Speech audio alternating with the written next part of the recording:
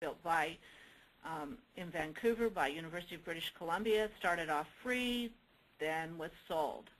Angel was the same way, built in Indiana, wonderful university, started off free, then was sold. Both of those, as you probably know, are now part of Blackboard.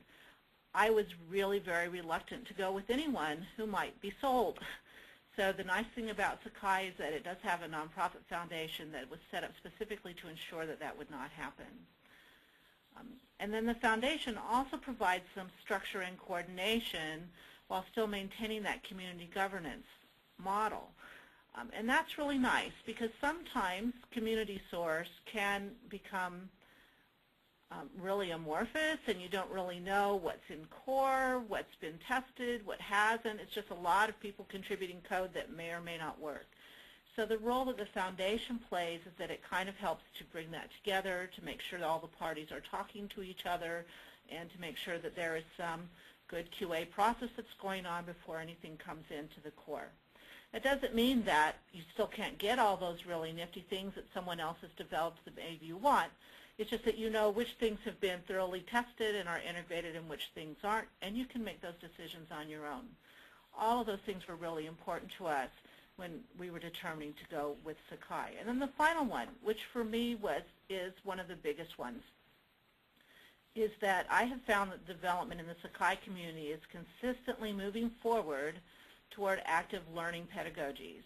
And my degree is in instructional design and technology, and so I'm very much into the whole, does this really work for students? Does it really provide an environment by which faculty can create content and make it work in an active learning environment or a student-centered environment? Is this more than just buckets of places to put things? And that's what I really love about Sakai, is that it does allow for that.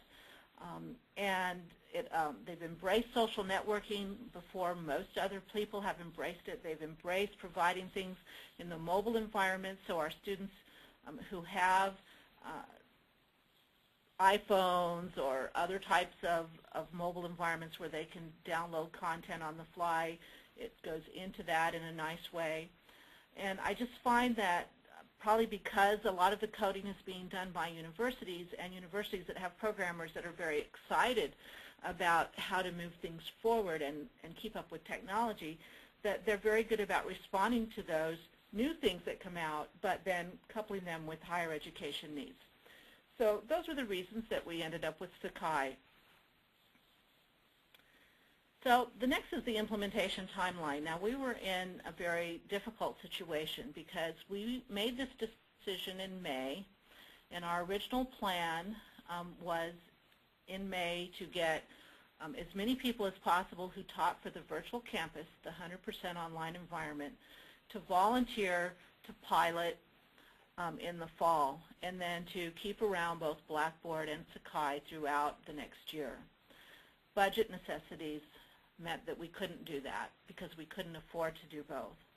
So during the summer, when the state came in and in effect took away more money from our budget, we realized that we had to make a decision, and so the decision was to go ahead and move forward with only Sakai implementation. And so our implementation began at that point, not as a pilot, but as a full implementation.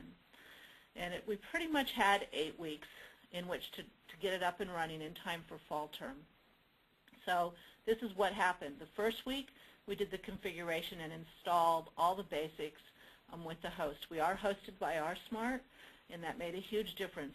I don't think there's any way we could have done that on our own because my IT shop was not trained in Sakai. They had never even heard of it before. I don't have a single Java programmer on my staff.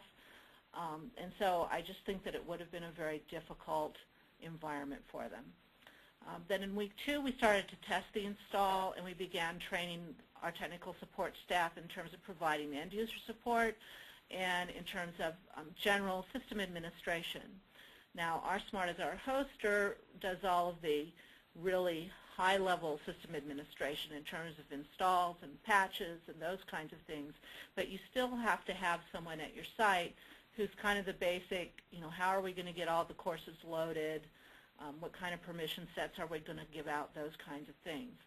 Why were we able to do that so quickly? Because our SMART provides these nice sheets that you can go through that remind you all the things you need to think about. Now, I've installed Sakai at 3 other institutions, but also in my consulting work, I've probably helped them to install it in about 10 to 12 other places, both with a hoster and both without. And even with all of that background, those sheets still helps me to remember some things to think about that I probably would have forgotten. So I think that that was really critical for us.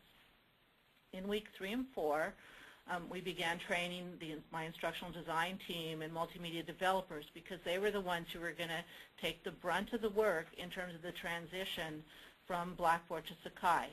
Their job was somehow over the summer to transition all of the Blackboard courses that were scheduled to go in fall to be ready to go 100%. Now, you have to realize that the majority of faculty were not on campus at this time, because most of our faculty don't teach in the summer.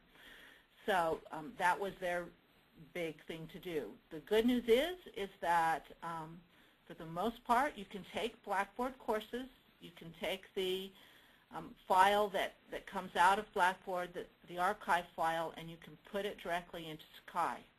What happens is that for the most part, now this is not 100%, but for the most part, all the tests and quizzes go into tests and quizzes without any problem.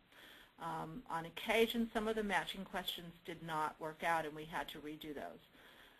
All of the content then gets placed in a space that's called the workspace for the course, or the resources file area for the course, and then all the assignments transfer over directly into the assignment tool. And so what you really end up doing with that transition is primarily taking the content and figuring out where to put it. And we were able to do, we had scheduled 72 sections of courses, I think it was in the fall, and we were able to pretty much do that transition in that 1 week, the basic transition. Then we had to go back working with faculty and kind of find out which of their content they were really going to use and which they weren't, to really make it completely clean. In week 6, we began faculty training. At this point, I think we were 3 weeks before the beginning of fall term. And we did continue faculty training even beyond fall term, because certainly here we have a lot of adjunct instructors, and many of them don't come on contract until just a couple days before the term begins. And so, you know, they came in, they knew that there was a new system, but they had not attended any training, and so they were scrambling in the first week of class, you know, to get through training and make sure that they knew how to use this. And then in weeks 7 and 8, we started to transition any courses that had been in Blackboard that were primarily face-to-face courses but used Blackboard as a supplement. We tried to begin transitioning them into the Sakai system. So that was our implementation timeline. That picture truly shows you how I felt during this time. I honestly would not recommend that anyone do it in this short a period of time, but it can be done. So if you are up against the wall, as I was, it can be done, particularly if you have help, someone like our SMART that can do all the heavy lifting for you, so you can really concentrate on the end user experience. So as with any environment, there are some advantages and disadvantages of taking this type of a quick and no fallback implementation. Let me start with the disadvantages, being as that list is a little longer. The primary disadvantage, and I really can't emphasize this enough, is that people really need time to adapt. Although we had about an 80% voluntary faculty involvement in the announced pilot in May from our virtual campus, there's a big difference in their mind between being a voluntary pilot and being forced to make a move. And so just not having that time to really adapt and to feel like they had a way out was really a difficult transition, both for them to make and for the way that they felt about the system in that first term. Also, user level support needs